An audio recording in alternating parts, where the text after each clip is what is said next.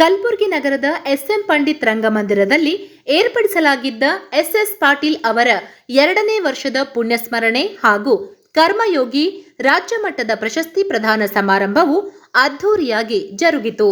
S R Patil foundation ಹಾಗೂ Patil group of industries ಸಹಯೋಗದಲ್ಲಿ ನಗರದ ಎಸ್ಎಂ ಪಂಡಿತ್ ರಂಗಮಂದಿರದಲ್ಲಿ ಏರ್ಪಡಿಸಲಾಗಿದ್ದ ಸಮಾರಂಭವನ್ನು ಗಣ್ಯರು ದೀಪ ಬೆಳಗಿಸುವ ಮೂಲಕ ಉದ್ಘಾಟಿಸಿದರು.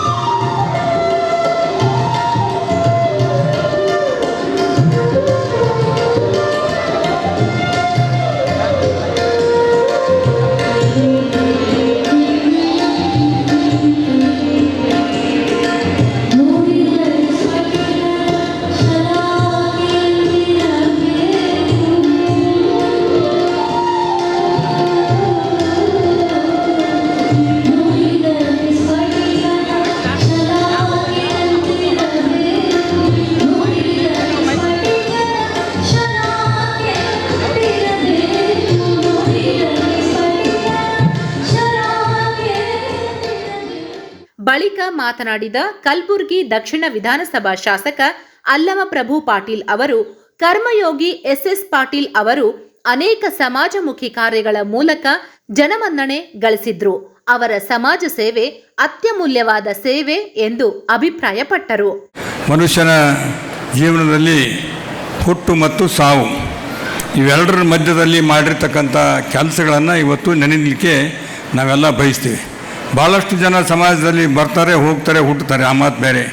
ಆದರೆ ಎಸ್ ಪಾಟೀಲರು ಕೂಡ ಒಬ್ಬ ಸಾಮಾನ್ಯ ಮನುಷ್ಯನಾಗಿ ಹುಟ್ಟಿ ಇವತ್ತು ಈ ಕಲಬುರಗಿಯಲ್ಲಿ ಒಬ್ಬ ವ್ಯಕ್ತಿ ಅಲ್ಲದೆ ಇಡೀ ದೇಶದಲ್ಲ ಕಲಬುರಗಿಗೆ ಒಂದು ಶಕ್ತಿಯಾಗಿ ಬೆಳೆದಿರ್ತಕ್ಕಂಥದ್ದು ನಮಗೆಲ್ಲರಿಗೂ ಕೂಡ ಇವತ್ತು ಭಾಳ ಹೆಮ್ಮೆಯ ವಿಷಯ.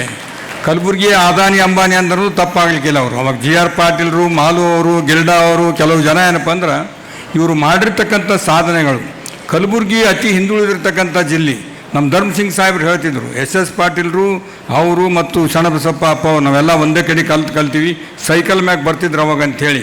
ಆ ಮನುಷ್ಯ ಇವತ್ತು ಭಾರತ ದೇಶದಲ್ಲಿ ದೊಡ್ಡ ದೊಡ್ಡ ಫ್ಯಾಕ್ಟ್ರಿಗಳು ಹಾಕಿ ಇವತ್ತು ಅವ್ರ ಪುತ್ರ ತೆಲಂಗಾಣದಲ್ಲಿ ಭಾಳ ಹೆಸರನ್ನು ಮಾಡಿರ್ತಕ್ಕಂಥದ್ದು. ದೇಶಕ್ಕೆ ಏನಪ್ಪ ಅಂದ್ರೆ ದೊಡ್ಡ ಆಸ್ತಿಯಾಗಿ ಒಂದು ವಾಣಿಜ್ಯೋದ್ಯಮ ಕಾರ್ಯಕ್ರಮದಲ್ಲಿ ಭಾಳಷ್ಟು ಕೆಲಸ ಮಾಡಿ ಕಾಯಕವೇ ಕೈಲಾಸ ಅಂತಕ್ಕಂಥ ತತ್ವ ಸಿದ್ಧಾಂತಕ್ಕೆ ಒಳ್ಳೆಯ ಹೆಸರನ್ನು ತಂದಿರತಕ್ಕಂಥ ವ್ಯಕ್ತಿ. ಇವತ್ತು ಅವ್ರ ಪುತ್ರರು ಕೂಡ ಅವರು ನಡೆದಿರ್ತಕ್ಕಂಥ ದಾರಿಯಲ್ಲಿ ಅವ್ರ ತಂದೆಯವ್ರ ಬಳಿ ಕೆಲಸ ಮಾಡಿರ್ತಕ್ಕಂಥವ್ರಿಗೆ ಯಾವಾಗಲೂ ನಾಗ್ಪುರ ಆಗಲಿ ಬೇರೆ ಬೇರೆ ಕಡೆ ಕೂಡ ಕೆಲಸ ಹಚ್ಚಿ ಅವರಿಗೆ ಮನೆಗೆ ಏನಪ್ಪ ಅಂದ್ರೆ ಬೆಳಕು ಮಾಡಿಕೊಟ್ಟಿರ್ತಕ್ಕಂಥ ಪುಣ್ಯಾತ್ಮ ಎಸ್ ಪಾಟೀಲರು. ಈ ವೇಳೆ ಉದ್ದೇಶಿಸಿ ಪಾಟೀಲ್ ಗ್ರೂಪ್ ಆಫ್ ಇಂಡಸ್ಟ್ರೀಸ್ನ ಕಾರ್ಯಾಧ್ಯಕ್ಷರಾದ LS ಪಾಟೀಲ್ ಅವರು ಮಾತನಾಡಿ, ನಮ್ಮ ತಂದೆಯವರು ತಮ್ಮ ಜೀವಿತಾವಧಿಯಲ್ಲಿ ಅನೇಕ ಸಮಾಜ ಸೇವೆ ಮಾಡಿದ್ದಾರೆ. ಅವರ ಸ್ಮರಣಾರ್ಥ ಅನೇಕ ಜನಪರ ಸೇವೆಗಳನ್ನು ಮಾಡುತ್ತಾ ಬರಲಾಗುತ್ತಿದೆ ಎಂದು ತಿಳಿಸಿದರು.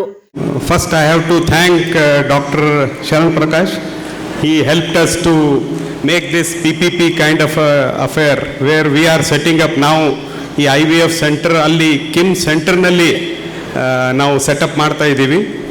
ಅದು it is completely free and ಅವ್ರು ನಮ್ಮ ಅಕ್ಕೋರು ಹೇಳ್ತಾರೆ ಇದು ರಿಚ್ ಪೀಪಲ್ ಡಿಸೀಸ್ ಇದೆ IVF ಟ್ರೀಟ್ಮೆಂಟ್. ಅದು ಭಾಳ ಕಾಸ್ಟ್ಲಿ ಇದೆ. ತಮಗೆಲ್ಲರಿಗೆ ಗೊತ್ತು, ಒಂದು IVF ಟ್ರೀಟ್ಮೆಂಟ್ ತೊಗೊಳ್ಬೇಕಾದ್ರೆ ಇವತ್ತು 2 ಲಕ್ಷ 2.5 ಲಕ್ಷ ಖರ್ಚಾಗತ್ತೆ. ಸೊ ಇದು ಸೆಂಟರ್ ಕಂಪ್ಲೀಟ್ ಫ್ರೀಯಾಗಿ ನಾವು ಈ ಸರ್ವಿಸನ್ನು ಪ್ರೊವೈಡ್ ಮಾಡ್ತೀವಿ. ಪೂನಾನಿಂದ ಒಂದು ಭಾಳ ದೊಡ್ಡ ಇಂಟರ್ನ್ಯಾಷನಲ್ ಲೆವೆಲ್ನಲ್ಲಿ ಇವರು ರಿಸರ್ಚ್ ಮಾಡಿ ಇದೊಂದು ಸೆಂಟರ್ಗೆ ಏನೇನು ಟೆಕ್ನಾಲಜಿ ಬೇಕು ಅದು ಅವ್ರ ಹೆಲ್ಪ್ ತೊಗೊಂಡಿದ್ದೇವೆ ನಾವು. They are one of the ನಮ್ಮ ಇಂಡಿಯಾನಲ್ಲೇ ನಂಬರ್ 1 ಡಾಕ್ಟರ್ಸ್ ಇದ್ದಾರೆ ಅವರು. ಸೊ ಈಗ ಇನ್ನೇನು ಕಟ್ಟಡ ನಡೀತಾ ಇದೆ, ಹೋಪ್ಫುಲಿ ಡಿಸೆಂಬರ್ ಒಳಗಾಗಿ ಸರ್ ರಾಧಾಕೃಷ್ಣ ಸಾಹೇಬ್ರು it will be ready. So this will be the first I have to thank the government of Karnataka, then thank Dr. Sharan Prakash ji for allowing this something like this. It is being tried for the first time, private trust investment in a government hospital. So this will pave the way. So today morning lot of ಪ್ರೆಸ್ನವರೆಲ್ಲ ಕೇಳ್ತಾ ಇದ್ರು, sir ಹುಬ್ಳಿನಲ್ಲಿ ಮತ್ತು ಅಲ್ಲಿ ಮಾಡ್ತಾ ಇದ್ರು, ನಮ್ಮ ಗುಲ್ಬರ್ಗಾದಾಗ ಯಾಕೆ ಮಾಡಂಗಿಲ್ಲ ಅಂತ ಹೇಳಿ. So we are ready to do, sir. We will send an application to your institute here, whichever institute where you can provide us some land or whatever building. So we are ready to do the same service to Gulbarga also. ಸಮಾರಂಭದಲ್ಲಿ ಶಿಕ್ಷಣ ಕ್ಷೇತ್ರದಲ್ಲಿ ಸಾಧನೆಗೈದ ಭಾಲ್ಕಿಯ doctor Basavalinga Pattadevaru, ವಾಣಿಜ್ಯ ಕ್ಷೇತ್ರದ ಉದ್ಯಮಿ ಎನ್.ಕೆ. ಮಾಲು, ಕಲಾ ಕ್ಷೇತ್ರದ ಚಿತ್ರಕಲಾವಿದ doctor VG. Andani, ಸಾಹಿತ್ಯ ಕ್ಷೇತ್ರದ ಪ್ರೊಫೆಸರ್ ಅಲ್ಲಮಪ್ರಭು ಬೆಟದೂರು, ಸಮಾಜ ಸೇವೆಯಲ್ಲಿ ಡಾಕ್ಟರ್ ವಿಜಯಲಕ್ಷ್ಮಿ ದೇಶಮಾನೆ ಅವರಿಗೆ ಕರ್ಮಯೋಗಿ ಪ್ರಶಸ್ತಿ ನೀಡಿ ಗೌರವಿಸಲಾಯಿತು.